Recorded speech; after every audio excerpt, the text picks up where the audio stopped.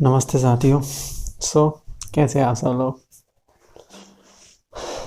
I hope कि आप सब ठीक होंगे। तो आज का जो अपना चैप्टर है वो है भारतीय भूगोल। और भारतीय भूगोल के अंतर्गत ये आज का जो टॉपिक है उसका नाम है भारतीय जलवायु। क्या नाम है उसका?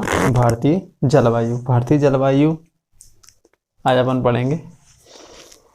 एक बात है कि मेरे स्पष्ट है कि जलवायु जो टॉपिक है वो काफ़ी ज़्यादा डिफ़िकल्ट टॉपिक माना जाता है, लेकिन आमतौर पर बाकी सारे चैप्टरों से, क्योंकि इसमें जलवायु है तो जलवायु कोई दिखाई देने वाली चीज़ तो है नहीं। सबसे पहली बात तो कि जलवायु कोई दिखाई देने वाली चीज़ तो है नहीं। जलवायु आमतौर पर आर्द्रता, हवा में जो आर्द्रता रहती है पानी में, यानी कि हवा में जो पानी रहता है, आर्द्रता और तापमान पर निर्भर करता है। क्या करता है? तापमान पर निर्भर करता है। ठीक है। तो जितनी बेहतर आप अच्छे से कल्पना कर सकोगे उतने ही अच्छे से ये टॉपिक समझ में आएगा। ठीक है ना। तो आइए स्टार्ट करते हैं। आप कोशिश करना कि समझ सकें, अपन अच्छे तरीके से समझ सकें उसको। तो कल्पना करने में कोई कमी मत छोड़ना। ठीक है। तो आइए स्टार्ट करते हैं। भारत एक पहला है, भारत एक उष्णकटिबंधीय मानसूनी जलवायु वाला देश है। कैसा है? भारत एक उष्णकटिबंधीय मानसूनी जलवायु वाला देश है। कैसा देश है? भारत एक उष्णकटिबंधीय मानसूनी जलवायु वाला देश है। तो उष्णकटिबंधीय भारत दो तरह की जलवायुओं से सुसज्जित है। कौन कौन सी? एक उष्णकटिबंधीय और दूसरी मानसूनी। ठीक है। एक उष्णकटिबंधीय जलवायु और दूसरी कौन सी होती है? मानसूनी जलवायु। ठीक है ना। दोनों क्या होती है ये अपन देखते हैं। ठीक है। आमतौर पर होता क्या है कि ये क्या है, ये ग्लोब है। ठीक है। यानी कि ग्लोब है ये। इस पर क्या होता है कि जो बीच वाली रेखा होती है, ये बीच वाली जो रेखा होती है, ये कौन सी रेखा होती है? विषुवत रेखा। कौन सी होती है? विषुवत रेखा। ठीक है। और जो 23.5 डिग्री उत्तरी गोलार्ध में होती है, ये वाला कौन सा क्षेत्र होता है? 23.5 डिग्री। 23.5 डिग्री उत्तरी गोलार्ध में कौन सी रेखा होती है? कर्क रेखा। कौन सी? कर्क रेखा। ये कौन सा होता है? तो उत्तरी गोलार्ध होता है। उत्तरी गोलार्ध। ठीक है। उत्तरी गोलार्ध। और दूसरा कौन सा होता है? ये वाला नीचे वाला कौन सा होता है? तो दक्षिणी गोलार्ध। कौन सा? दक्षिणी गोलार्ध। ठीक है। और 23.5 डिग्री दक्षिणी गोलार्ध में जो रेखा रहती है उसे अपन क्या कहते हैं? मकर रेखा। कौन सी? मकर रेखा। ठीक है। तो बीच वाली जो 23.5 डिग्री रेखा होती है, यानी कि ये वाली कौन सी होती है? तो विषुवत रेखा होती है। जबकि 23.5 डिग्री जो उत्तरी गोलार्ध में होती है, यानी कि ये वाली जो रेखा है, ये कौन सी होती है? कर्क रेखा होती है उत्तरी गोलार्ध में। और 23.5 डिग्री कर्क रेखा, सॉरी, दक्षिणी गोलार्ध में जो रेखा होती है उसे अपन क्या कहते हैं? मकर रेखा कहते हैं। और इन तीनों के बीच का जो क्षेत्र है, यानी कर्क रेखा, विषुवत रेखा और मकर रेखा के बीच का जो क्षेत्र है वो क्या कहलाता है? तो उष्ण कटिबंधीय। क्या कहलाता है? उष्ण कटिबंधीय। ठीक है। उष्ण कटिबंधीय। उष्ण कटिबंधीय क्षेत्र कहलाता है। कौन सा? यानी कर्क रेखा से लेकर मकर रेखा तक के बीच का जो क्षेत्र है उसे अपन क्या कहते हैं? उष्ण कटिबंधीय क्षेत्र कहते हैं। क्यों कहते हैं? क्योंकि यहाँ पर सबसे ज्यादा गर्मी पड़ती है। ठीक है ना। सूर्य की सबसे ज्यादा लंबवत किरणें अर्थात जो अपने बिल्कुल सर पे चमकते हैं उन्हें अपन क्या कहते हैं? लंबवत किरणें कहते हैं। और लंबवत किरणें सबसे ज्यादा कहाँ चमकती है पृथ्वी पर? तो विषुवत रेखा पर चमकती है। क्या करती है? विषुवत रेखा पर। वो लंबवत किरणें क्या करती रहती है? इन तीनों रेखाओं के बीच में विचलन करती रहती है। क्या करती है?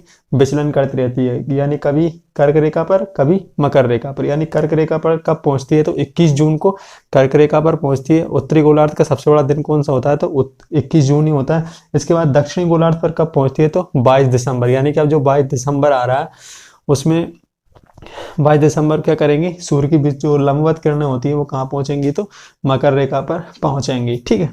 तो इन तीनों के बीच का जो क्षेत्र है वो क्या कहलाता है? तो उष्ण कटिबंधीय कहलाता है। ठीक है। लेकिन भारत में क्या करती है? भारत में जो जो कर्क रेखा है वो क्या करती है? बीचों बीच से होकर गुजरती है। ये मैंने जो रेड डॉट से गुजारे हैं ये कौन सी? कर्क रेखा गुजारी है। ठीक है। यानी कि कर्क रेखा के दक्षिण का भारत, तो भारत में किस में आता है? उष्ण कटिबंधीय में आता है। जबकि जो उत्तर में, यानी कि दिल्ली वगैरह, जम्मू कश्मीर वगैरह, ये सारे के सारे किस में आता है? तो ये शीतोष्ण कटिबंधीय क्षेत्रों में आता है। कौन से क्षेत्रों में आता है? शीतोष्ण कटिबंधीय। यानी कि कर्क रेखा से उत्तर में जाने पर और क्या मिलता है? तो शीतोष्ण कटिबंधीय मिलता है। क्या मिलता है? शीतोष्ण। ठीक है। तो भारत का आधा क्षेत्र तो किस में आ रहा है? यानी कि नीचे वाला क्षेत्र किस में आ रहा है? उष्णकटिबंधीय में, जबकि ये वाला भाग यानी कर्क रेखा से उत्तर का जो भाग है वो किस में आ रहा है, तो शीतोष्णकटिबंधीय क्षेत्रों में आ रहा है। किस में आ रहा है, शीतोष्णकटिबंधीय क्षेत्रों में। लेकिन मैंने शब्द क्या बोला है कि भारत एक उष्णकटिबंधीय मानसूनी जलवायु वाला देश है। कैसा है, उष्णकटिबंधीय। तो उष्णकटिबंधीय में तो ये नीचे वाला भाग आ रहा है, और अपन पूरे भारत की बात करें कि उष्णकटिबंधीय क्षेत्रों में आ रहा है, ऐसा कैसे संभव है। ठीक है, तो इसके पीछे के दो कारण हैं। अगर ये टॉपिक आपको पढ़ना है तो ये प्ले स्टोर में जाके देखिए, अक्षांश देशांतर रेखाओं के नाम से पढ़ा है, आप उस पर जाके अच्छे से देखिए और अच्छे से समझ में आएगा। ठीक है ना। तो जो भारत है, भारत कैसी है, उष्णकटिबंधीय जलवायु वाला देश है। लेकिन जो भारत है यानी कि जो विषुवत रेखा से दक्षिण वाला भारत है वो क्या कहलाता है, उष्णकटिबंधीय भागों में आता है। जबकि उत्तर विषुवत रेखा से कर्क रेखा से उत्तर में जाने पर कौन सा कहलाता है, तो शीतोष्णकटिबंधीय कहलाता है। लेकिन भारत वास्तव में कौन सी जलवायु वाला देश है, तो उष्णकटिबंधीय जलवायु वाला देश है। ठीक है, यानी कि पूरा का पूरा जो भारत है उसे किस में गिना जाता है, उष्णकटिबंधीय में गिना जाता है। इसके पीछे के दो कारण है। कौन कौन से कारण है, दो कारण है। पहला हिमालय पर्वत। कौन सा, हिमालय पर्वत। हिमालय पर्वत क्या करता है, हिमालय पर्वत क्या है, भारत की उत्तरी सीमाओं पर स्थित है। क्या है, भारत की उत्तरी सीमाओं पर स्थित है। इसीलिए जो हिमालय है, पहला तो हिमालय हो गया। ठीक है ना, भारत क्या है, उत्तरी सीमाओं पर स्थित है। दूसरा कारण है जो 90 डिग्री उत्तरी गोलार्ध से जो ध्रुवीय हवाएं आती है, क्या होती है, ध्रुवीय हवाएं। ठीक है ना, यही कारण है। इसे समझ लीजिए, जो ध्रुवीय हवाएं आती है उत्तरी गोलार्ध से, यानी कि जो 90 डिग्री गोलार्ध कहाँ पे है, यहाँ पर। ठीक है ना, ये 90 डिग्री उत्तरी गोलार्ध है। ठीक है, 90 डिग्री उत्तरी गोलार्ध से हवाएं किस ओर चलने लगती है, तो विषुवत रेखा की ओर चलने लगती है। क्या करती है, विषुवत रेखा की ओर चलने लगती है। यानी कि ठंडी के दिनों में, किन दिनों में चलती है ध्रुवीय हवाएं, ठंड के, यानी कि अभी के जो फिलहाल में अभी जो दिन है इसमें इस समय क्या चल रही है, ध्रुवीय हवाएं चलती है। कहाँ से चलती हैं, तो साइबेरिया से चलती हैं। साइबेरिया कहाँ पड़ता है, तो रूस का जो, एशिया में जो रूस का जो पूर्वी क्षेत्र है, यानी कि रूस का जो हिस्सा है, रूस विश्व का सबसे बड़ा देश है। रूस दो महाद्वीपों में फैला, एक यूरोप महाद्वीप, एक एशिया महाद्वीप। तो रूस का जो एशिया महाद्वीप में जो हिस्सा पड़ता है उसे अपन क्या कहते हैं, साइबेरिया कहते हैं। क्या कहते हैं, साइबेरिया। तो साइबेरिया से क्या करती है, ध्रुवीय हवाएं चलती हैं। क्या कहते, कौन सी हवाएं चलती हैं, ध्रुवीय हवाएं। ठीक है, और ये ध्रुवीय हवाएं काफी ज्यादा ठंडी होती है। क्या होती है, बहुत ज्यादा ठंडी होती है। लेकिन ये हवाएं चलती तो है, लेकिन ये भारत में प्रवेश नहीं करती। क्या करने करती, ये भारत में प्रवेश नहीं करती। ये अत्यधिक ठंडी हवाएं होती हैं, ध्रुवीय हवाएं।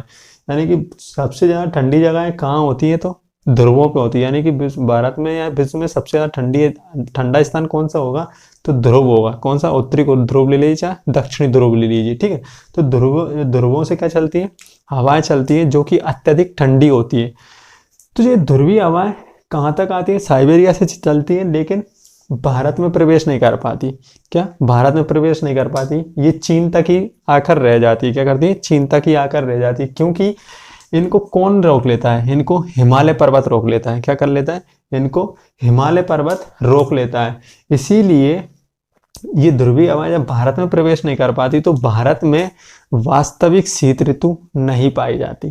क्या, वास्तविक शीत ऋतु नहीं पाई जाती। अगर ये ध्रुवीय हवाएं भारत में प्रवेश कर जाती तो फिर भारत की जो जलवायु थी वो उष्णकटिबंधीय जलवायु भी कहलाती और शीतोष्णकटिबंधीय जलवायु भी कहलाती।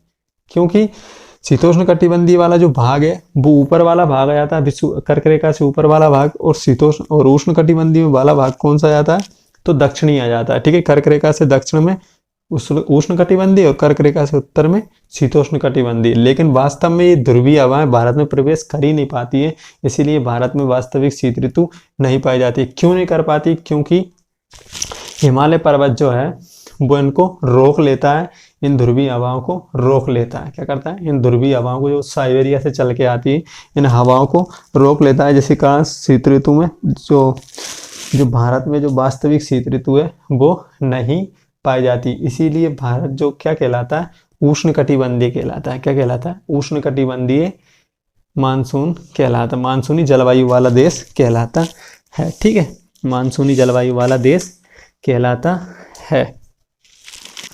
ठीक है, इसीलिए आपने देखा होगा कि जो फॉरेनर्स यानी कि जो उत्तरी गोलार्ध यानी कि अमेरिका वगैरह के जो लोग आते हैं, अमेरिका ब्रिटेन के जो लोग आते हैं वो अपने ठंडी के दिनों में भी बनियान में घूमते रहते हैं। क्योंकि भारत में इतनी ठंड नहीं पड़ती उनके मुकाबले, क्योंकि उनके देश में क्या आती है, ध्रुवीय हवाएं प्रवेश कर जाती है, और जहाँ ध्रुवीय हवाएं प्रवेश कर जाती है वहाँ अत्यधिक ठंडी पड़ती है, और जहाँ ध्रुवीय हवाएं प्रवेश नहीं करती वहाँ क्या पड़ती है, मामूली सी ठंड पड़ती है, यानी कि ज़्यादा नहीं पड़ पाती। ठीक है ना।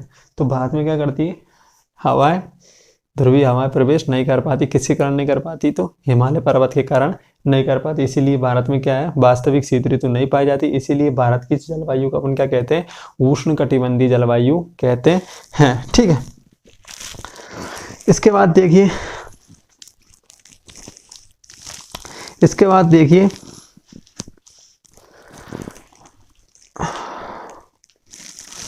इसके बाद आते हैं अपन मानसूनी जलवायु। कौन सा, मानसूनी जलवायु। कौन सा, मानसूनी जलवायु। भारत एक क्या है, मानसूनी जलवायु वाला देश है। ठीक है। और इसके अलावा हिमालय करता क्या है, तो इसके अलावा हिमालय क्या करता है, एक तो इन ध्रुवीय हवाओं को आने से रोकता है। क्या करता है, ध्रुवीय हवाओं को आने से रोकता है।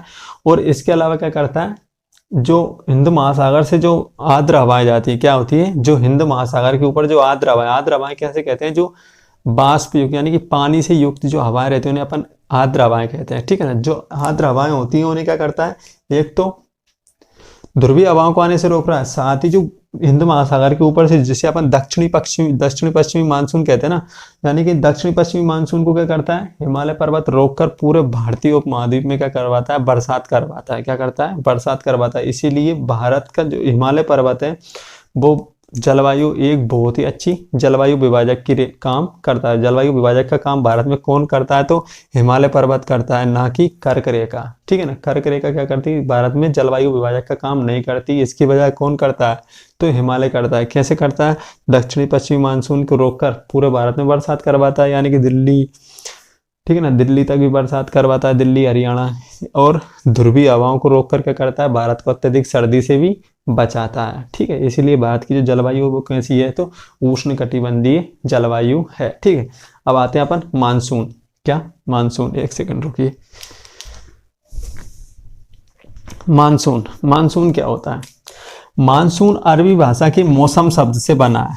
मानसून अरबी भाषा के मौसम शब्द से बना है, जिसका अर्थ होता है ऋतु परिवर्तन के साथ हवाओं की दिशा में भी विपरीत परिवर्तन। क्या होता है, ऋतु परिवर्तन के साथ हवाओं की दिशा में भी विपरीत परिवर्तन। यानी कि मानसून शब्द किससे बना है, तो अरबी भाषा से बना है, जिसका अर्थ क्या होता है, ऋतु परिवर्तन। यानी कि ऋतु जैसे ही परिवर्तन हुई, यानी कि ठंड की ऋतु आई तो दूसरी हवाएं चलने लग गई, और जैसे ही गर्मी की ऋतु आई तो हवाएं भी बदलकर दूसरी चलने लग गई। ठीक है ना। तो ऋतु परिवर्तन के साथ हवाओं की दिशा में भी विपरीत परिवर्तन, इसे क्या कहते हैं अपन, मौसम कहते हैं, सॉरी मानसून कहते हैं।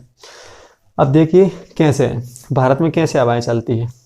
भारत में जो ठंड की ऋतु में, यानी कि ठंडी के दिनों में, यानी कि फिलहाल में जो अभी हवाएं चलती है वो उत्तर पूर्वी हवाएं चलती है। कैसी, उत्तर पूर्वी। यानी कि भारत में शीत ऋतु में कौन सी हवाएं चलती है, तो शीत ऋतु में भारत